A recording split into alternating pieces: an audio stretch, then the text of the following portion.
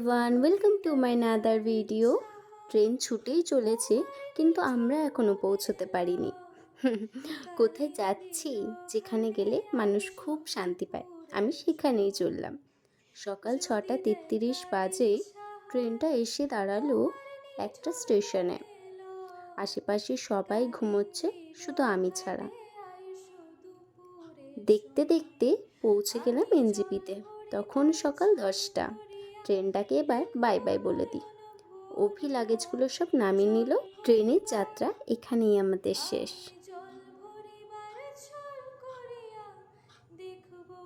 আমাদের গাড়ি ওয়েট করছে, তো আমরা এখন সেদিকেই যাচ্ছি। সকাল 11টার সময় এনজেপি থেকে আমাদের গাড়ি ছাড়লো। প্রায় 8-9 ঘন্টা জার্নি করার পরেই আমরা পৌঁছবো সিকিমের গ্যাংটকে। এই গাছগুলো দেখতে এত সুন্দর লাগছিল, সারা রাস্তায় এই ফুল গাছে ভর্তি ছিল। এত সুন্দর দেখতে লাগছিল। এনজেপি থেকে শিলিগুড়ির এই রাস্তাটা খুবই সুন্দর ছিল, সব গাছে ফুল ভর্তি। আর এই যে এটা একটা গভীর জঙ্গল, যেখানে হাতিও থাকে, হরিণও থাকে, কিন্তু আমরা দেখতে পাইনি। ইচ্ছা ছিল যাতে রাস্তায় ওরাও আসে। ওই যে দেখা পেয়েছি এবার সেই পাহাড়গুলোর, যাদের দেখার জন্য এতক্ষণ খুব ছটফট করছিলাম। এত এক্সাইটেড ফিল হচ্ছিল যে মনে হচ্ছিল থাকতেই পারছি না। আর ভাবছিলাম এই 5টা দিন এই পাহাড়গুলোতেই ঘুরে বেড়াবো। ব্যাপারটা কি দারুণ।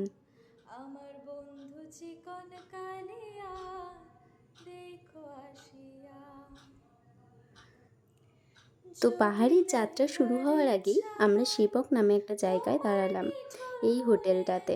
তোমরা চাইলে এখানেও দাঁড়িয়ে খেতে পারো। জায়গাটার খাবার মোটামুটি ভালোই ছিল। এই যে অভি নিয়েছিল পনির পরোটা, ওটা সবার প্রথমেই চলে এসেছিল। আমাদেরগুলো একটু লেট হয়েছিল।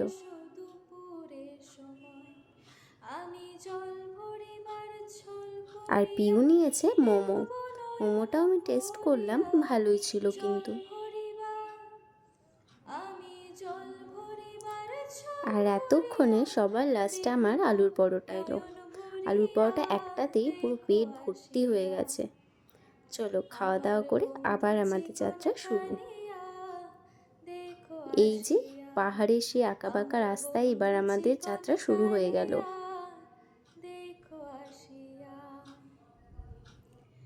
যদি দেখার ইচ্ছা হয় তোমার নিঠুর মনে লয়, কালিন্দির ঘাটে আইসো দুপুরের সময়।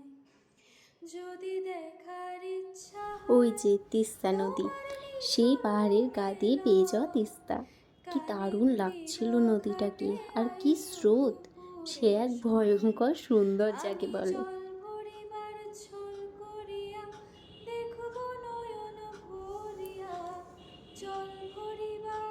আর এদিকে সব কাজ চলছিল। ড্রাইভার বলছিল নাকি এদিকে সব রেলপথ শুরু হবে। এই এত জার্নি আর কাউকে করতে হবে না, সবাই ট্রেনেই পাহাড়ে যাতায়াত করতে পারবে। এই দেখো এবার আমরা অনেকটা উপরে চলে এসেছি। যত উপরে উঠছিলাম ঠান্ডা কিন্তু আস্তে আস্তে বাড়ছিল। এই রাস্তাটাই তো অসম্ভব সুন্দর। কুয়াশাময় রাস্তাটা পুরো ভিজে ছিল। আর কি কনকনে ঠান্ডা। আমি আর অভিই নেমেছিলাম, আর ড্রাইভার, কিন্তু আমার ফ্রেন্ডরা নামতে পারেনি, এত ঠান্ডা ছিল। যদি দেখার ইচ্ছা হয় তোমার নিঠুর মনে লয়, এবার পৌঁছে গেলাম লামাহাট্টাতে। দার্জিলিং এলে প্রায়জনই এই জায়গাটায় ঘুরতে আসে। আমি যখন দার্জিলিং এসেছিলাম আসা হয়নি, কিন্তু এবারে দাঁড়িয়েছিলাম। আর শরীর এত টায়ার্ড ছিল যে ওপরে যেতে পারিনি। যেদিকেই তাকাচ্ছি শুধু পাহাড় আর পাহাড়, আর রাস্তাটাও কি সুন্দর ছিল। গাড়িটা এবার পুরো তিস্তা নদীর পাশ দিয়েই যাচ্ছিল। মনে হচ্ছিল যেন একবার দাঁড়াই, কিন্তু শরীরটা এত টায়ার্ড ছিল যে দাঁড়ানোই হয়নি। আর এই সেই ব্রিজ যেটা ওয়েস্ট বেঙ্গল আর সিকিমকে জয়েন্ট করেছে। এবারই আমরা ঢুকবো সিকিমে।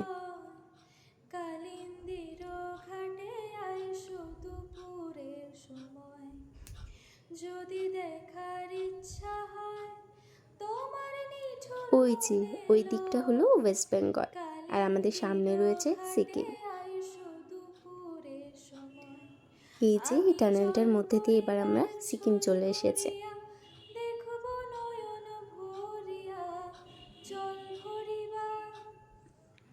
প্রায় টানা 8-9 ঘন্টা জার্নি করার পর আমরা পৌঁছে গেলাম গ্যাংটকে আমাদের হোটেলে।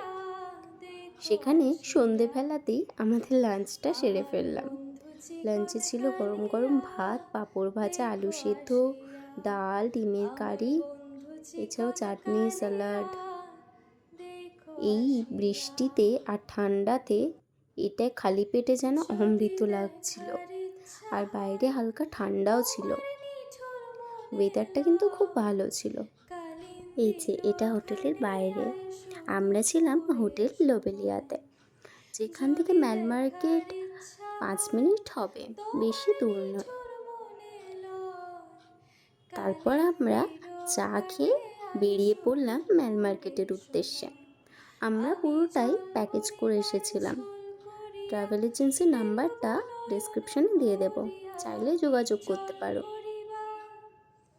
আমি জল ভরিবার ছল করিয়া দেখব নয়ন ভরিয়া দেখো আসিয়া আমার বন্ধু অভি এখানে পোজ দিচ্ছিল, ভাবছিল ফটো তুলছি। আমার বন্ধু চিকন। তারপর আমরা কয়েকজনকে জিজ্ঞাসা করে চলে গেলাম লালবাজারে। লালবাজারে দামটা নাকি ঠিকঠাক, তো আমাদের কিছু 0 পয়েন্টের জন্য জ্যাকেট, মোজা শপিং করার ছিল, তো সেখান থেকেই নিয়ে নিলাম। হ্যাঁ, প্রাইসটা কিন্তু ঠিকঠাকই ছিল। চললাম হোটেলের দিকে, তখন প্রায় রাত 10টা। এই যে আমি বরের হুডিটা পরে তেমন কিছু রেডি হইনি। তো চলো, ভিডিওটা ভালো লাগলে অবশ্যই একটা লাইক করে দিও। দেখা হচ্ছে পরের ভিডিওতে। আজকের জন্য টাটা।